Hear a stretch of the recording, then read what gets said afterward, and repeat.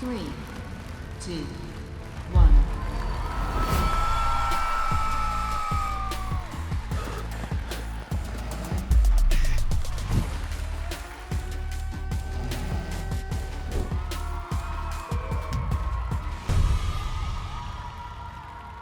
First HYROX done.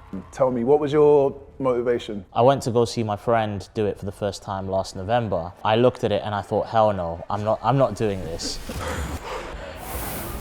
But when I was walking around, I seen the Macmillan stand, and Macmillan was something that was close to me because it'd only been 2-3 months when I went to that event after I had lost mum. And I lost mum to cancer. So I thought, you know what, if I am to do it, it is gonna be for a good cause. And I think that's what will really motivate me and push me to kind of get through a competition like this. So yeah. I just really wanted to ask, you know, you've done so many HYROX races. I think this was your 8th one. What really, you know, keeps you coming back for more? Initially, when I first saw HYROX, so many people say this as well, they saw it and thought, that's too hard, I'm not fit enough. You know, me with my disability, there's no way I could do it. And then I had a bit of a switch in mindset. I kind of thought, well, how can I tackle these events? How can I adapt things for my needs to get it done? And that's exactly what I did. I literally just rocked up and did what I could. And I was proud of that. Just like everyone, they get through their first one and then they just sign up for the next one and the next one and the next one. It's grown so much as an event too. Myself being an adaptive athlete, I'm actually an ambassador now as well. It's trying to showcase the fact that it's an accessible event. It's open to everyone. I keep coming back, I've done 8 now, and I'm sure I'll be signing up for more. I had called Macmillan a lot. Sometimes I felt like I needed emotional support, and that's what they gave me. And I really do think in Asian communities, it seems frowned upon to talk to someone for help for some reason. And I really think we need to get out of that because it really helps. My mom was, you know, a remarkable person. She was strong, selfless, she was hardworking, she was caring, just a really good soul. But something like this can happen to my mother. And you know, the only way I could really justify it was God likes to take, you know, the good ones first. I'm open about this, but ever since mum has gone, I've been having therapy, right? And I talk to my therapist every couple of weeks. She's been on this journey with me, right? As an outsider. She had told me she was so proud of me of doing HYROX, and I had to describe my mum to her. You know, she said, you're becoming that person more and more each day. And I just thought that kind of hit home to me, you know? If I can show the strength that she showed in life and lead by an example, then you know, I'm sure she'd be very proud of me. When I had completed it, my father turned around to me and he said to me, I'm so proud of you. Sometimes it's very difficult for my dad to get emotion out of him. And he turned around and he said, I love you. And it's a rare occasion. And I just thought, you know, if mum was here, she'd give me the biggest hug. You know, she'd just be so proud. How would my friends and family describe me? Probably, since being in this whole fitness industry, probably like mad, mental. Probably like inspiring as well. That's been said to me a fair bit. And it's quite strange hearing that from, you know, family, friends, complete strangers, where kind of growing up with a disability, I was born with just the one leg, wasn't really good at sports growing up. So getting commended on physical feats and being inspiring, that's something I never got growing up, so it's all quite new.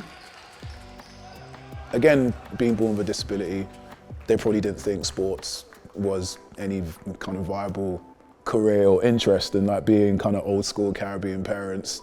It's, you know, education, church, you know, it's like that's the focus. So now we're sitting down and talking about exercise, about muscles, about training, all these kind of things. It is quite awesome, like it's brought us a little bit closer together.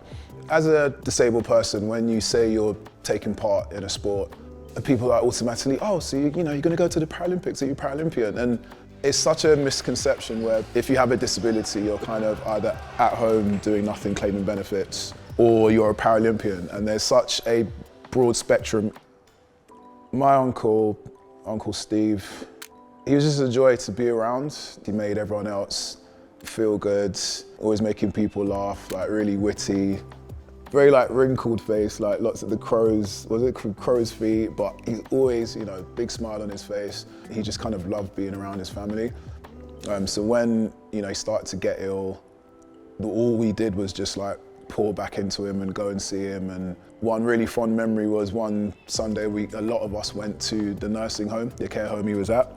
And it was just like a usual family reunion. There's just lots of love and, you know, everyone enjoys being in each other's company. And that was the actual last time that I'd seen him. So it was nice that it was in that setting. He was just surrounded by family, loved ones, and yeah, just he's left a big hole that would be hard to be filled, but there is a lot of, you know, brothers and sisters, so there's a lot of support there. But we have to carry on his legacy of, you know, giving back to people, caring for your fellow man, just, you know, doing unto others as you would have them do to you. It's kind of the golden rule of life. So I've always had that mantra. He definitely lived it. So yeah, the aim is to keep that going.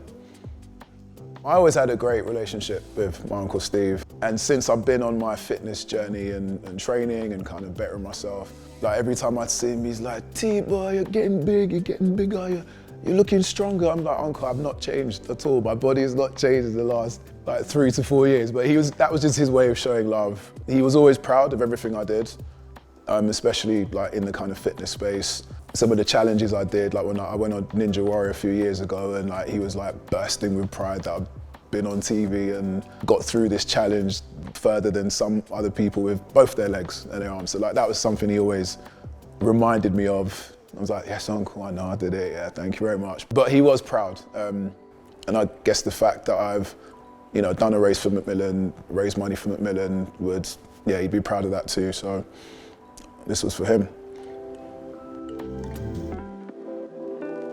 Thank you everyone for watching, and you know, if you're in two minds or you're considering signing up for HYROX on behalf of Macmillan, just do it. You won't regret it. And hope you found some value in our conversation. If you enjoyed this video, please please share it with somebody who may benefit from it. Please subscribe to Macmillan's channels, and hopefully see you at a HYROX on the dance floor soon.